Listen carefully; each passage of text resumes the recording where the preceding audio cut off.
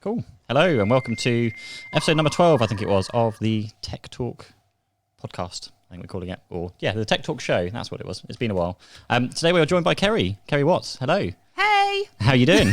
Good. How are you? Very well, thank you very much. Awesome. I don't know if you want to do a bit of an intro of who you are and where you come from and what do you do? Yeah, well, basically, I'm Kerri L Watt, threw the L in there because search engines didn't like the normal I made sure one. I put that in the description. Yep. Kerri L Watt. I live in the gorgeous New Forest, spend pretty much all of my life there, so it's amazing. I actually left today. I basically do PR. So if you're an AbFab fan, I do what Safi says. I PR things, darling. So I kind of work with small companies, even just one woman bands, and basically help them create impact with media coverage, basically. So how did you get into that? Where did you start off? Where did the journey begin? Well, I left uni not knowing what on earth I was going to do. Yeah, standard. Yeah. And I just kind of fell into a event marketing role. Absolutely loved it. So worked in it in hotels doing selling event space basically, or selling dreams. I was selling weddings and conferences and things. And and then I just really found that the bits I loved was the PR-y stuff. So it was, when a journalist was on the phone, I was like, I'll talk to them. Let me have them.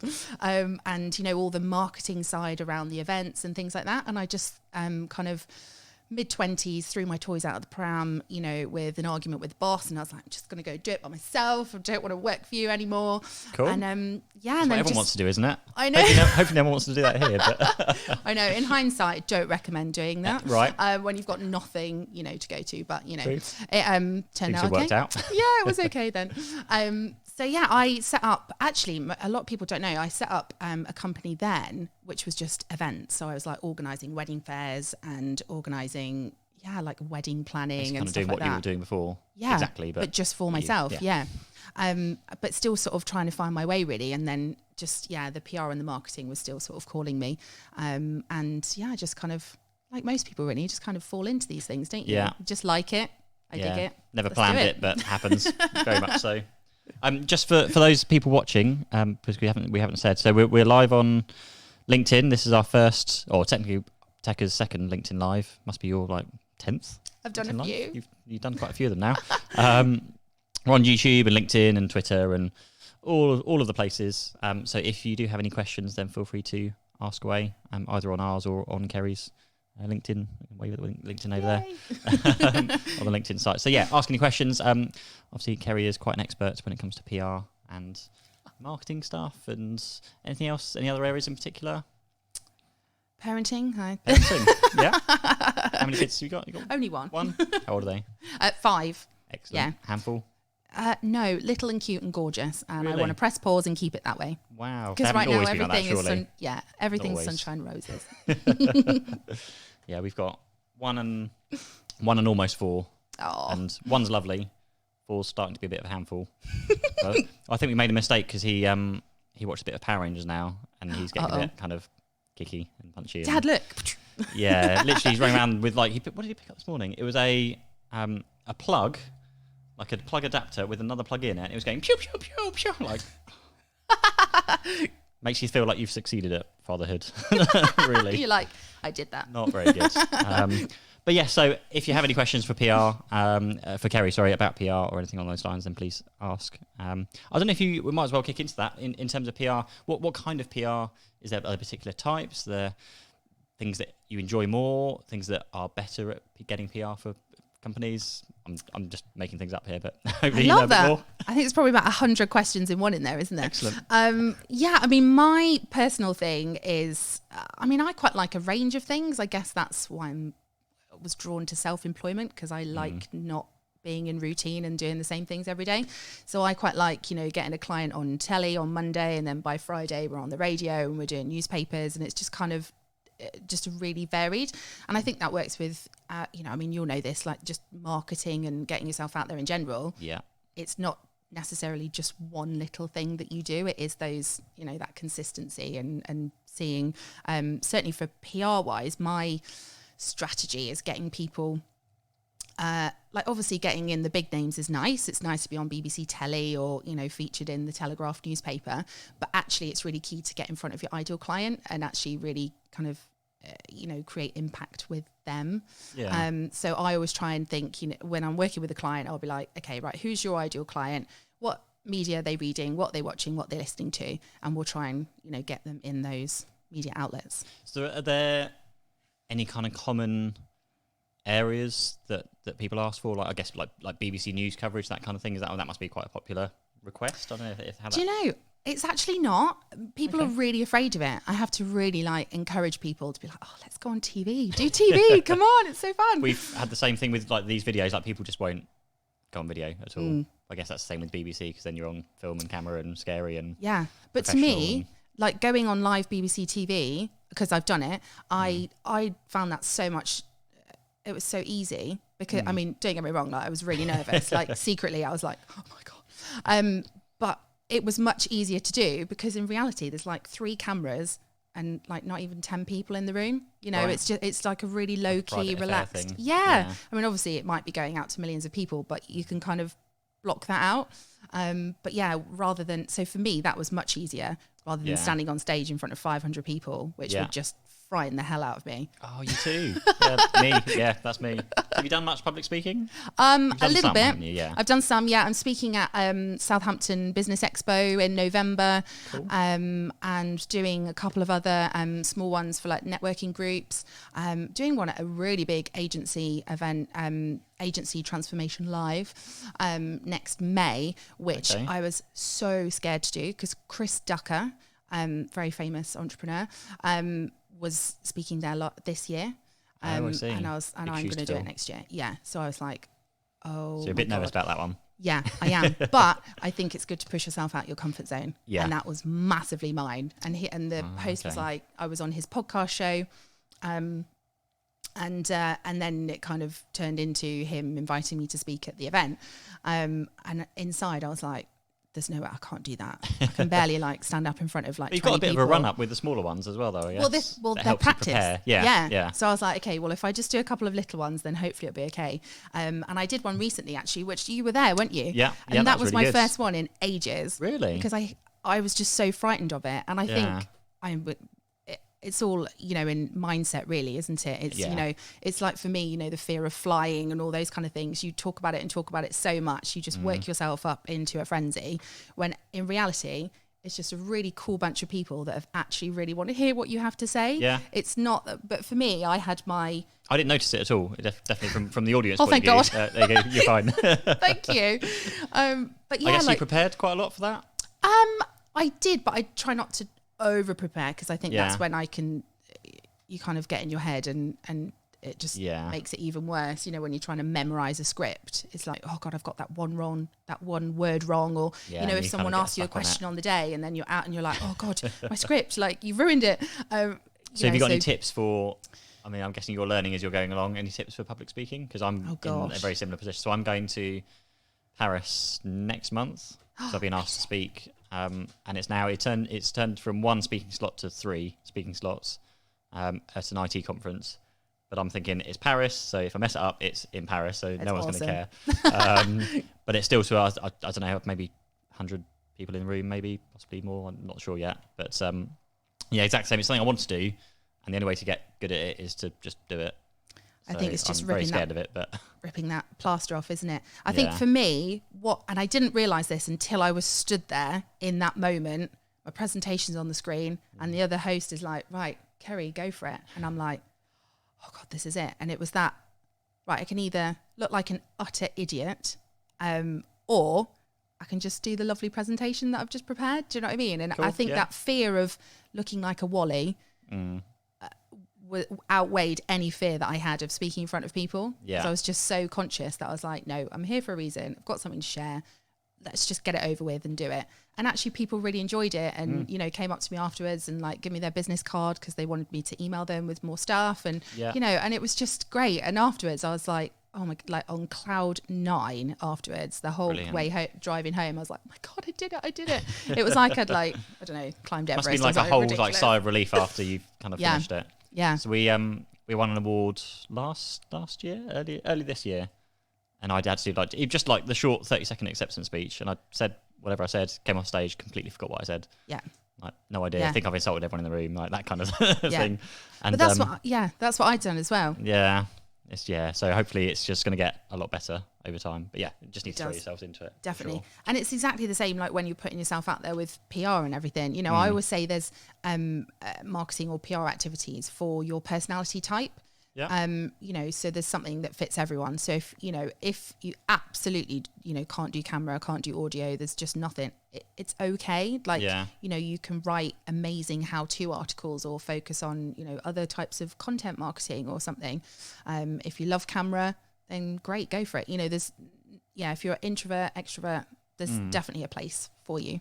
So going back to the question, are there any the most common kind of services, I guess, that you offer, or the most common requests? What are they?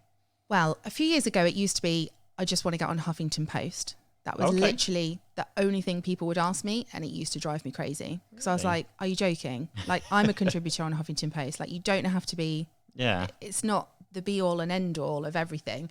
And lots of people, there's lots of... I mean, they've changed it all now, but there was lots of contributors, and my clients would not even want an article. They would just want a contributor to mention them in it. Is that just for like the link? I think so, yeah. And just to say, as seen in Huffington Post. But that was a massive one.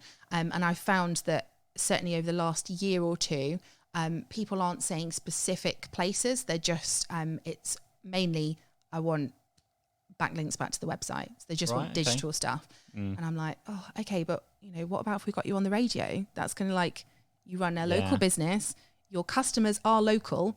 It makes sense to raise your profile in the local area. And then they're like, oh, no, we just want an article in blah, blah, blah magazine or something, because we're going to get, a link back to the website. And I'm like, I get that. But a slightly better use of time and money, I guess. I think so. Yeah. I mean, I'm not saying it doesn't work. Obviously it does. And it's great. I mean, you guys will know this, but I think there's lots of different things that we can do. Yeah. So it's, and I guess that's like with any kind of client that people have though, isn't it? It's that education and that relationship that you have with that client to kind of say, well, it's a great idea. Let's try it. But how about we also do this as well? Yeah. So for the likes of going back to, I guess, the BBC articles, and how do you get on TV?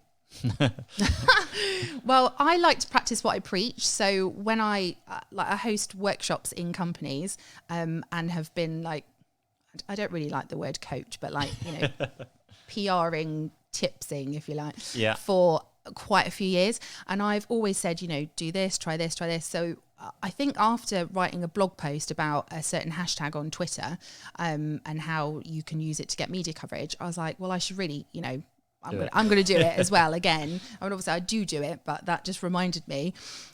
So I went on Twitter, it's hashtag journal requests. And then I found something from the BBC, and they were talking about something. They were asking for people's opinions on a certain topic. So from seeing that tweet, I replied, she replied. We then exchanged emails. We got on the phone. And honestly, from seeing that tweet to her booking me on the show and emailing me my train ticket was 15 minutes. Wow. It was insane. And doesn't normally happen like that, I guess. But it's fast. It's fast paced though sometimes. So it can be. You can be booked for stuff, next week or next month or whatever. Yeah.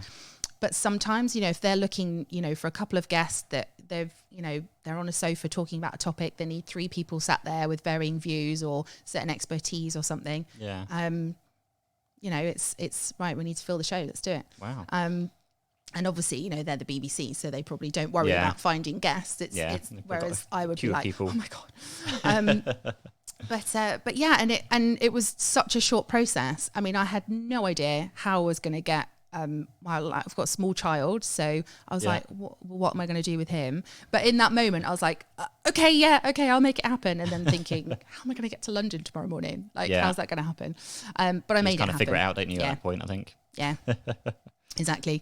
And then I, and I just kind of, rang family and was like, oh, can you help me out? And then apparently they were flicking through the channels in the morning, and then my son was like, Where's mummy? Where's mummy? Why is she on the desk? She's meant to be at work. I know. She told me she was going to work because that is what I said, which technically I was, but yeah. Oh, wow. It was good fun. That's a nice surprise. Yeah, good fun.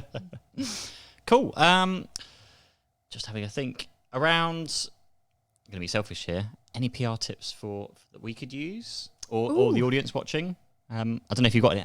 We've got Anthony Boylan watching. He's left a little thumbs up comment. Thank you, Anthony. I don't know if you've got anyone else. I have. I've got some people. Oh, hey, Poppy. Bruce can't hear anything, but Poppy can hear. She's fine. Sorry, Bruce. Maybe, yeah. That's one of the most annoying things. Maybe you can teach me. Can you see who's watching LinkedIn Live? I don't think you can. I can see 19 people are watching, but I can't see who. I can see. Yeah, I've got the number, but if not you're watching, who. leave a comment in the thing or put a thumbs up or something. Yeah, It'd be nice to know who you are. I know. I love it when it does that. When it like throws some claps or love hearts across the screen. I'm like, get really distracted. I've had no claps or love hearts. Love heart and clap people. But yeah, sorry. Any PR tips. selfish. Any tips for us? What PR tips? Magical words of wisdom you might have that we could use. So we obviously do a lot of digital. We're very big on our videos. You're pretty well aware. Is there anything if we were to pay for your services, what would you tell us? Give us all your secrets. Okay. So yeah, just a few tips would be really, really interesting to kind of hear, really. Yeah, I guess the main thing for me is that bit that you do before you go out and put yourself out there, and just kind of figure out like what your objective is. Basically, is it just to get a few well-known logos for your as seen in, so your website homepage looks awesome, or is it to actually get new clients? Because obviously then you might want to have a different strategy. Yeah. So that's always really important. But certainly for I personally think whilst you can be featured anywhere, I think even though PR is generally free, your time isn't. Yeah. But it's easier to spend time than money, because that's with the videos we're doing. I could quite happily sit there for a few hours doing a video. Yeah. Whereas if I had to pay someone to do the video, I would just go, no, it's too expensive. But I'm quite happy to suck in my time instead. Yeah, so I think it's a good way of probably proving that it works first, and then when you've kind of got proof that it actually has some returns, then it's worth the money you're paying for it. But particularly around the video, we found it's very, very slow kind of burning. It's we put a video out for almost a year now, and we're starting to get things trickle through, which is brilliant, and it's massively worked for like building our brand awareness and who I am and who the company is. But I still don't think it's to the point where I'd pay someone else to put out a video. You're probably talking £500 every video or something for professional companies coming to do it. And that wouldn't be economically viable. It wouldn't have the return at all. But I guess if we were to do it, lots of ours is around brand awareness. Yeah, it'd be nice to have some as featured in. But it's more for our customers. It's more about the customers that we're working with, I think, to know that we work with a recognised brand or a name or someone along those lines. Yeah. Which I guess you can only get from, again, building the brands to then get to working with those bigger customers. That's probably our challenge at the moment, is working with those bigger customers, because there are a lot. I mean, I'm sure you've seen it at all the networking events. There's so many entrepreneurs and new startups, and it's just everywhere nowadays. Yeah. But we find it difficult to get into those bigger companies because they're not at those events. They're not hanging around in that crowd of people. They're kind of at the CEO events where they're kind of mastermind groups and those kind of things. So I don't know if there's any tips on how to, I guess, crack into that market a bit more, the larger businesses. I mean, the bigger businesses definitely. And we're talking like kind of small and medium still, like 50 to 100 staff, because there's obviously the bigger businesses are real big, kind of tens of millions of pound kind of turnover, which are probably a little out of our league at the moment, but working towards it. I think it's just showcasing that credibility and just really leveraging every opportunity that you get. So like you guys with the award win, like I remember seeing stuff across social media and thinking, oh wow, that's amazing, and I thought that because no one else does it. They'll literally take a picture of themselves drunk, with an award on the night, and then it's forgotten about the next day. One or two of those as well. Which is great. Like I actually really like those. I just think it's really the drunk real. selfies. Why not? Very personal. So but then it's like, it's completely forgotten, and no one really makes the most of it, and they're like, oh well, it was rubbish, it didn't work, we didn't get any new clients. I'm like, well, did you tell anyone about it? Was it on your website? Did you tell the world? Was it in your newsletter? Did you put it in your email signature? Did you do this? Blah blah blah. No. I'm like, that's probably why you didn't get any new business from it, because your ideal client probably isn't wasn't sat at that event and watched you get it, you know? You can tell who does it, because we found that, so after those, particularly the local ones like the Portsmouth Business News and the Southampton Daily Echo ones, that the newspaper the next day or the following few days, you can, and things like the Hampshire Chamber newsletter they put out, it's all full of the award winners and we won an award and those kind of things. So the people that are taking the time to go, let's do something with it. So it's interesting to see, those who have done something and those have, like you say, just won it and then kind of been very quiet and done nothing with it. Yeah. Do you do any do you write award kind of entries at all? Does that fall into it at all? I don't actually do that. I have been asked to in the past, and it's actually a really nichey thing. I've hired people, so I have a small team of freelancers that I kind of use when I've got bigger projects on, and I will always use someone else to do that actually specialises in it. They're like more copywriters kind of thing for that, I guess? Or? Yeah, it is really, but obviously with the PR knowledge of what's needed to wow, I guess, in that application, because they are a really specific thing, aren't they? You've got to really know what you're saying and how to sell yourself. We had feedback from one of the, because we entered a few, not even being shortlisted and things for a lot of them. We generally do get shortlisted nowadays, at least shortlisted and not necessarily win, which is great. And we basically just recycling the same entry every single time because it seems to work, but updating it with like the latest figures or what have you. But we got told, I think the most important thing we got told is that it's treated like an exam, because the earlier entries we did, you get so excited about talking about your company and how you've grown and things, but you're not necessarily answering the questions they're asking. Yeah. And that was our biggest reason and biggest failure for not even getting shortlisted. And now we do that, we do generally seem to get shortlisted. We're at an awards, is it the All-Star Marketing Awards? We're there tonight. Ooh. And that's for 2 awards. I don't actually know do you remember which ones? Business of the Year Award. Oh, right. Customer experience, which is probably our most important one, being an IT support company, you want customer experience. But also Business of the Year, we've never won any, to win an overall Business of the Year would be just incredible. But that is pretty mega. So we got highly commended at the Chichester Observer ones. I think that was, awards are brilliant. We're starting to get a little kind of trophy shelf, slowly building up. We're getting there.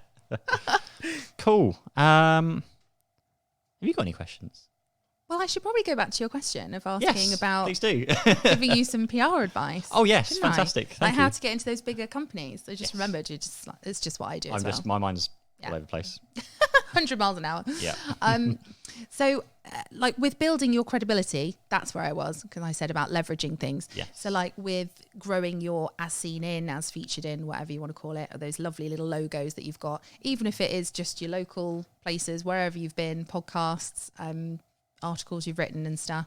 That all helps to build your credibility, as well as, your case studies and testimonials and things that you've got to back up what you do. Yeah.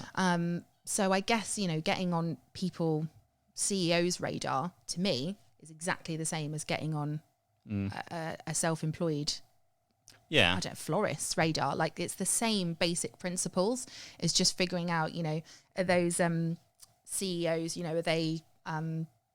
maybe they're not sat on blogs, every lunchtime or watching YouTube videos or whatever, but maybe they, without fail, get the same magazine delivered to their desk every week, and have done for years. But they actually read it. It's not just randomly there.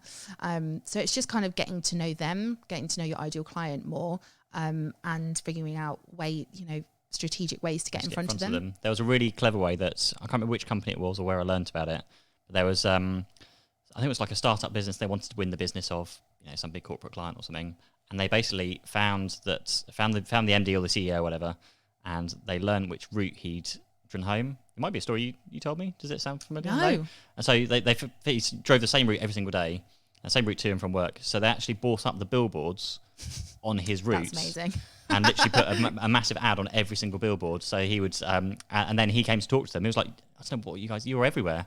Yeah.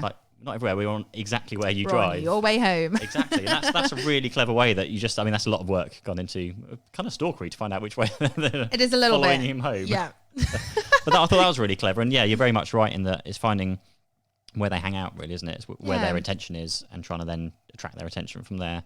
And that's why we're quite big on LinkedIn. I connect with a lot of MDs and directors on LinkedIn, and then hoping that they'll then see the videos that we're doing.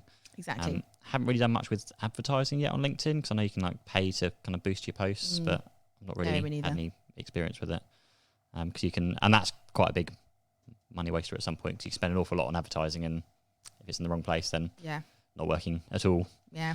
I don't spend any money on any social media. Really? So it's all through like referrals and public speaking gigs nowadays, I guess? Well, yeah, it will be now, won't it? Yeah, public speaking.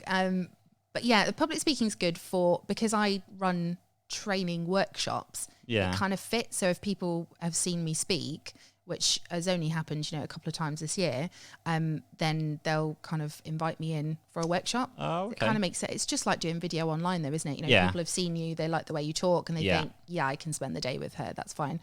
Oh, so that works for that. But genuinely, like the only way I get business or get inquiries and things is just through LinkedIn.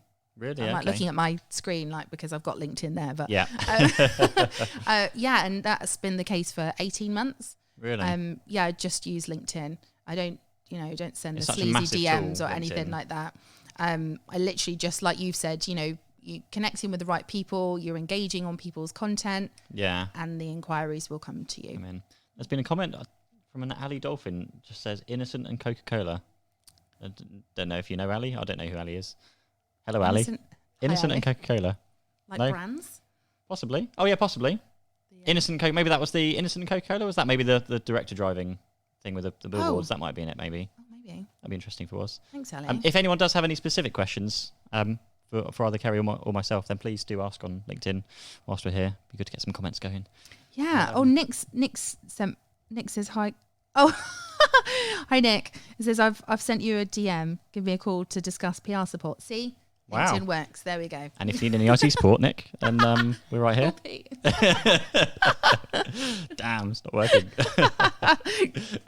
But yeah, we've noticed that with LinkedIn. That's why we've been so keen to get. Ali's just said yes. That was the right story. Thank you, Ali. Awesome. That's why we were so keen to get LinkedIn. That's actually why we did all of this stuff. Was literally to get ready for LinkedIn Live. Amazing. I was so annoyed when you got it first. I saw you.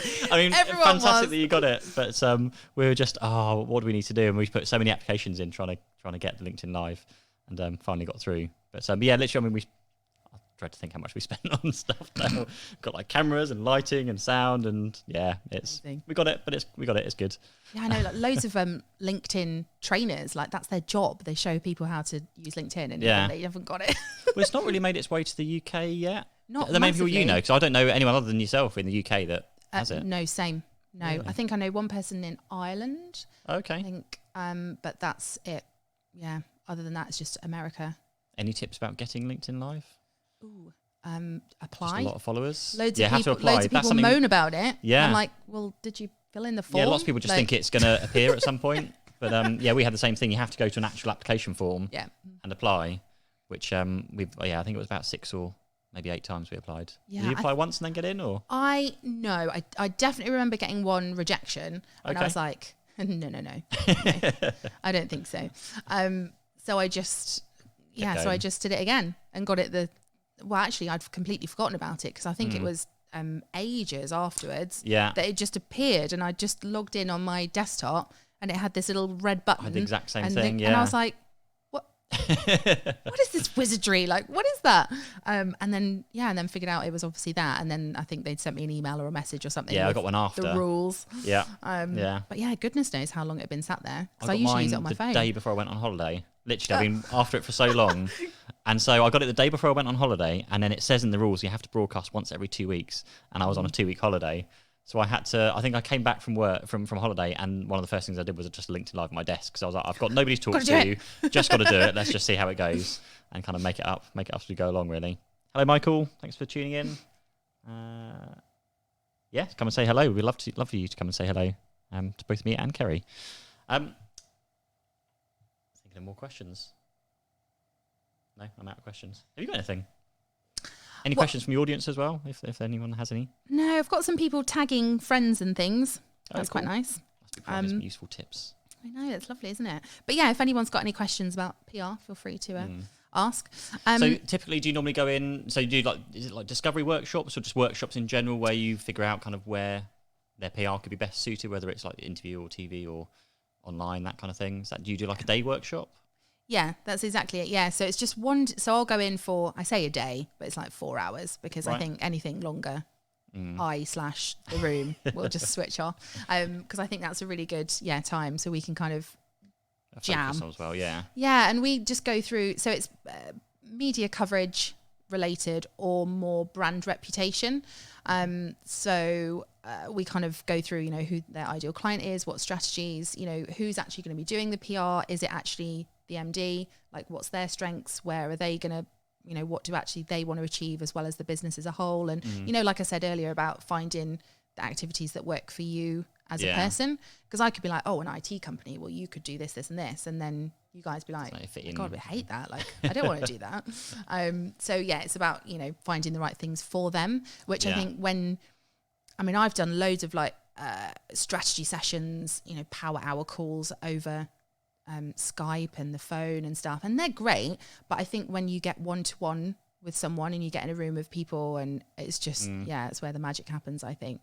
We'll just kind of, I say it's about PR, but it's whatever they want to get out of the day, really. So by the end of the day, they know how to pitch the media, what's going to make a good story, and everything like that, really. And then I used to find that when I went, okay, bye, there was then loads of questions. So what I do now is I'll spend the day with them and we'll do this workshop, and it's really sort of immersive and everyone gets involved, and it's great actually because they always get, if they've got junior marketing people or students on placements, like they come in as well. So it's really nice. It's a really good group environment. And then I'm on hand for quite a few weeks afterwards, which is really nice because it's nice for me because I love... And it's the ongoing bits as well. It's not just like I turn up once and disappear and you're done. Exactly. Yeah. Because that's not what it is. Like we can all go to an event or a workshop or something and be like really pumped and like we're really excited, and then we go home and we're like, right, I better cook dinner then, and you just kind of forget about it, don't you? And also nice to know that they're doing something with it and they haven't just kind of listened and gone, yeah, that's cool, and then carried on with their day-to-day job and ignored it. Exactly. And so I'm kind of there, if they're like, oh, well, we're thinking of pitching this story, what do you think? Is it rubbish or is it a goer? And I'm like, yes, that's great. Or maybe like, it's okay, but maybe you could, write it like this. Maybe that'll sound a little bit sexier. Are there any particular kind of stories? Because I guess current topics are a big one. Trying to jump on a current topic. Are there any kind of examples you've got? Favourite. Yeah. Any particular cases where you've gone, that's been a really hot topic and you've jumped on it, or a client has and they've like really made something out of it?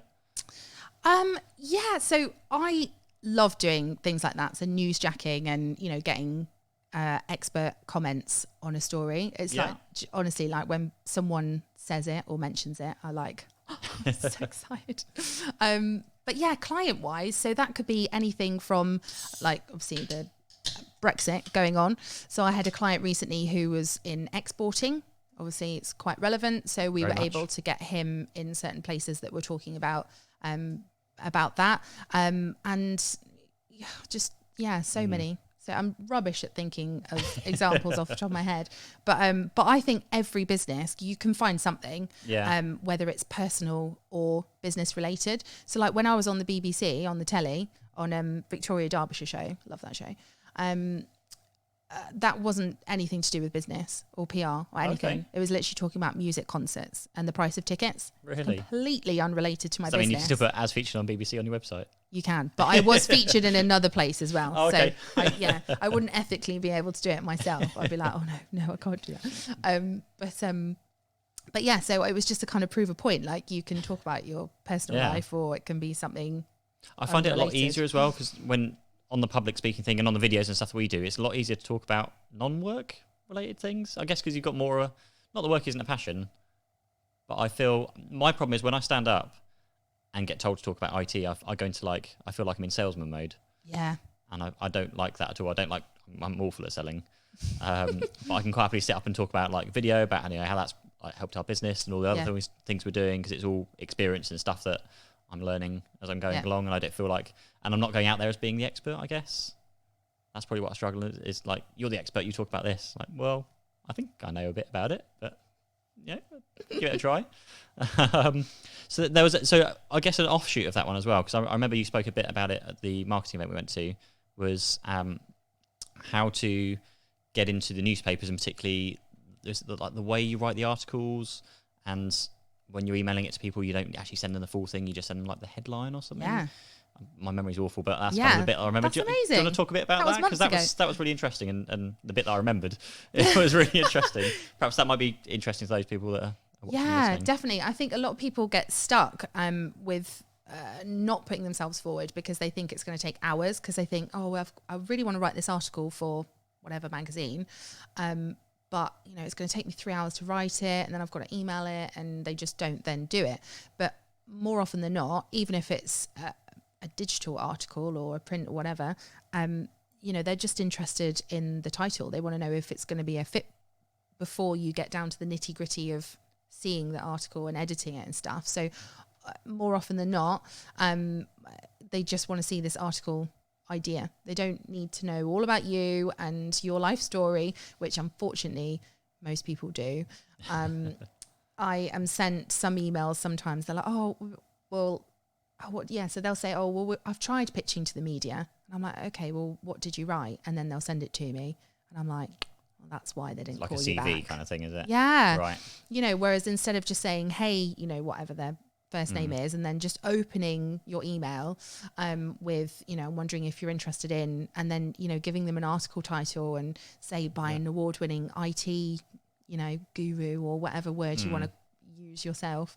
You don't need to say, here's the article. Unless they know who you are, your name isn't going to mean anything to them. Yeah. But saying an award-winning, media strategist, or saying I don't know, something, your title is something, they'll actually be able to see if you're the right person to deliver it. And they'll be able to make their decision right there and then. So don't give them the actual content in the article, just give them kind of the headline and kind of your title to give you a bit of kind of weight behind that you've got a bit of expertise on it. Yeah. And then just leave it at that. And then if they're interested, they'll come back and... Yeah. I mean, the bigger places, certainly, the big media names, they will quite often have their submission guidelines on their website, and it might say, you need to submit the article. But that's very rare that I find that happens, and it is usually just a case of emailing the idea. Is that even the case at because I know the Portsmouth News have an email address, like news at Portsmouth News. Mm-hmm. Is it still better to try and get in touch with the journalist directly? I guess it would be. That's what I would do. Yeah. I never, ever, LinkedIn? Email. Find them on LinkedIn? I find them on LinkedIn and Twitter. So I used to pay for, media databases and things. Oh, okay. Before GDPR kicked in, I guess, or... Well, yeah. And there was, big talks about that and stuff. And I just thought, do you know what? I show my clients how to do it with social media. So why don't I just do it? And to be fair, it takes exactly the same amount of time. Actually, it's probably quicker to go Twitter, LinkedIn. And I use both of them just to double check that, if one profile's out of date, they're usually both up to date. And a load of journalists are on Twitter as well, so it's quite good. And then I use LinkedIn just to double check that it is the right person. Yeah. And I will just always, excuse me, it's okay, get over a cold. And I will just always send it to that person, rather than news at, features at. Because I think that's that was so much quicker doing it that way than logging in, searching. Oh no, I don't want that. I'm going to filter this, and I'm going to find this. I only want editors, don't want business, don't want sport, and that just took forever to find someone. And I was like, actually, I could just do it. I found LinkedIn massively. So there was so we're looking at putting on an event next year, and we were trying to get in touch with Google to be a part of the event. Ooh. And we spoke to some marketing companies and some very, very large marketing companies. And they're like, we've struggled to get Google there for so long. And literally put a post out on LinkedIn where I'm connected with loads of IT people. Loads of people commented. And within must be about 15 minutes, I was connected with the VP of Google UK and Ireland. That's amazing. And having a discussion. And then he's put me on someone that can help me out. It's just, literally within 15 minutes. Yeah, there's business out there that told me they've been trying for years to do the same thing. Scouring the internet. Yeah, but it's just crazy how you can just connect directly with people. Yeah, which is fine. I think if you connect with a purpose, that's not, and that's quite an easy one because it's not like we're trying to sell to them. Like if I connect with an MD of a company, be like, oh, you can buy our IT support. Do you get that on LinkedIn? Oh my God, it does my head in. Yeah, all the time. All the time. And depending how sassy I am, and when I say that, I mean if I've had a glass of wine, if it's in the evening, I will reply or ignore because it just drives me crazy. Like, hi, Kerri, I thought you'd really find this useful. And I'm like, you literally don't know me and I don't do that business. So like, it's completely irrelevant. Or they'll send you an event invite. I thought you'd love to come to my event. I'm like, I live in the New Forest. It's in Scotland. Like, why would you ever think I was going to come to that? I've literally had a few people, just come off LinkedIn Live, whoops. I've literally had a few people recently for marketing. So lots of people are now interested in us for the marketing we're doing with all the video stuff we're doing. And they've tried to connect literally there's one unread message. Here we go, speaking of it. Just wondering if marketing strategy / lead generation is a topic for you at the moment. And I've kind of connected with them because I thought, because if you look at what we're doing, then you'll know we probably don't need a hand with that at the moment.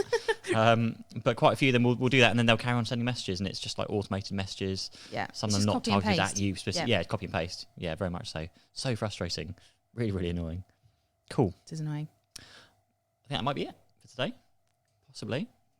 I'll double check comments and see if we've got any others. On the Beach with Giant Leap collaboration. Have you done On the Beach yet with Bill? I haven't, no, but I have talked to him about it. Yeah. Very good fun. I've done it once. I've seen a few people on his beach. Yeah. Very nice beach with a little thing. You weren't allowed to drink. Actually, won't give away the secrets. I wasn't allowed to drink the juice. Ooh. Yeah, you'll find out why if you do it. I'm intrigued. That's sneak peek. There's a question from the audience. Why did you decide to get into podcasting as a medium? As a medium for me or you? Well, you, I guess. I don't know. Why did you? Both of us. Why did you decide to get into podcasting? So, how many episodes are you in on your podcast? Do you know? 6. Okay. Literally, we're not far off. It. So I've been talking about it for about 3 years, I think, and I just got bored of hearing myself going, "Yeah, I'm launching my podcast soon. Yeah, I'm doing my podcast soon. Yeah, my podcast is coming. You should so go on it." And I was just like, "This is actual joke." So just decided to do it, and then it's just one of those things, isn't it? And afterwards, you're like, "Why did that take me so long? That was the easiest thing in the entire world." So do you edit yours after you've done them as well? Do you literally just record and then upload and just in a wanna? Yeah, I can't be doing with editing it. I think there was maybe one thing that was edited out once, but no, I like to just do it in one. It's just less hassle. A lot less hassle. Who do you interesting? Who do you actually do it through? Like the platforms you Cast? Anchor or something? Cast? Okay, cool. Yeah. Is that the same one that does LinkedIn Live? No, that's a different one. Okay. Oh, I mean, they might, but so Cast is amazing, and I think it's like £8, $10 a month or something. That's very similar to ours. You can just do everything in one go. So it's that pushes it out. Record it. I guess. I see. Okay. Record it there. You edit it there, and then you push it out. And you just click one button and I'm on Spotify and YouTube. iTunes? iTunes, yeah. I was like, the podcast one, yeah. How did that how? Wow. I literally did it on my computer. I was like, we better get that episode uploaded. That's all ready to rock. Because I'd recorded loads and not done anything with them. Right, okay. Is that because you did because I know some people want to get a bank of 5 or 10 to go? Yeah. They don't have to wait? Yeah. I'm a batcher. Okay. Or a last minuter. I'm either frantically doing it at the last minute. I'm quite the same. Or I've got loads. Yeah. No I always find ground. when I try and do them. So I try to do. So I've got my own you might see my own personal brand thing that I'm trying to build at the time. And I literally did. I sat down one evening and I recorded 15 videos and podcasts and things in one night. And it was okay, but I can tell when I'm watching them. I'm wearing the same t-shirt. I'm slowly getting more tired as the shows go on. Worse. I start rambling a bit more, and I noticed. Whereas particularly with the videos, I tried to do 2 or 3 videos in one weekend, and they just looked rushed. I was watching them back, and they look rushed, and then feel a bit more scripted because I'm just trying to get through them. Yeah. So I now literally I record them on a Saturday. I'll edit them on the Saturday evening, and they'll be posted on Tuesday. Literally, and I only do more than that if I go on holiday. So I did 2 extra videos when I was on holiday a couple of weeks ago, but that was done at different times. I just came in on an extra evening because otherwise I'd find I'd rush to get onto the next video again. It's just, which is a shame because it takes time, but I think it benefits you to make the effort to do that. Yeah, I think otherwise, I think so, because I can see on the videos where I have literally done a batch of them, and they just, I'm not the proudest of them. I think really. I think what I was thinking. 1%. We'll keep going. Quickly. All the information. Bye, everyone. Oh, that was full when I left home. How crazy. If you're watching on Kerri's, then jump over to Tekker's live stream on LinkedIn or Twitter or Facebook, whatever. Oh, I can't remember What what were we talking I was about? Yeah. What were we talking about? Who can remember? Nobody can remember. It's all gone to pot. Podcasting, yes. Recording. Yes. Yeah. So I think that's what I was thinking. I like the idea of batching them, but I agree. Yeah, recording. So do you do them on loads your in own? You don't do them with guests? I do both. Okay. So I do solo shows, which are quite like, I don't know, 5 to 10 minutes. Yeah. And then ones with guests that are like 20 minutes. Yeah. But that guest is asking me a PR question. So I've had 2 guests so far. So one asked me what's the one PR thing they should focus on. And then there was an extra question of what's the ROI of PR. And then another one asked me how to do PR for a tiny business on a shoestring. Right. So okay. so people come and ask me questions. So it's like a live coaching call. Yeah. Basically, it's So really sharing it fun. out, that's what we found a lot is you kind of want to share stuff that people would normally pay you to share. Yeah. Because we always found that if they won't pay you for your services, they never would, and they can take the information, and then you just kind of you go up with their expectations because you've really helped them, and those that would pay you will probably still come and pay you because they don't have the time to do it themselves. Yeah. So we did one of our podcasts was about cybersecurity, become like cyber essentials. There's a whole certification you go through. It's government-backed accreditation, which means you tick all the basic boxes and you're cyber secure or whatever. And we were trying to contact cyber companies to say, like, we'd like you to come on the sofa and talk us through the questionnaire. Literally, there's a 40-question questionnaire. We'd love for you to come on the show and just talk through the questions. And so many of them we contacted were just like, well, what ROI am I getting? Am I going to get some customers out of it? So you're kind of missing the point here. Yeah. I just want you to come down and talk. And then, yes, something might happen. There's no guarantees, but there's good information that people will take away. And maybe in future they might come and use you. I don't know. Yeah. But they just completely missed it. And one of the guys, bless him, I think it was Marcus, I think from Terabyte IT, if I remember that properly, because he did come on the show, and he travelled down from Bristol. It was miles away. It was the Midlands. So he travelled a long way. Oh wow! Just to be on the Go show. Marcus. So yeah, and that's the first guest we've had like actual travel out their way. I think he was working locally, and when I say locally, it was probably like London or something. Somewhere and he in still the south. travelled, and he stayed in the hotel overnight. Oh and then wow! it was just absolutely nuts.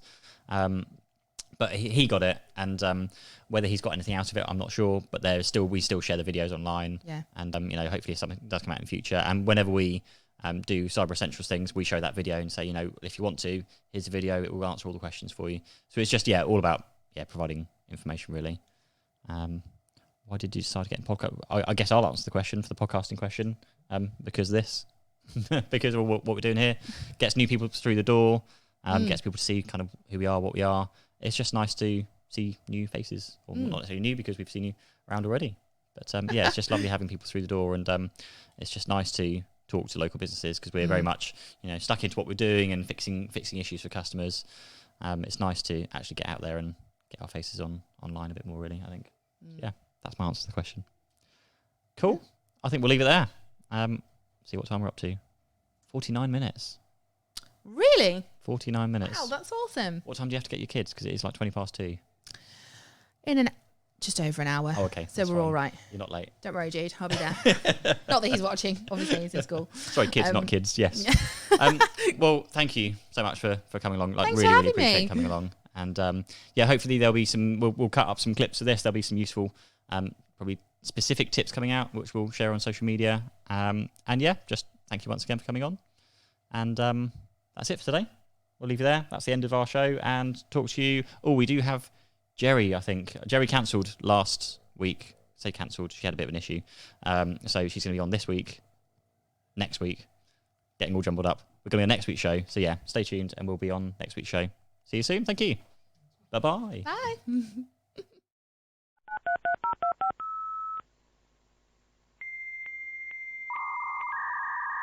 Bye.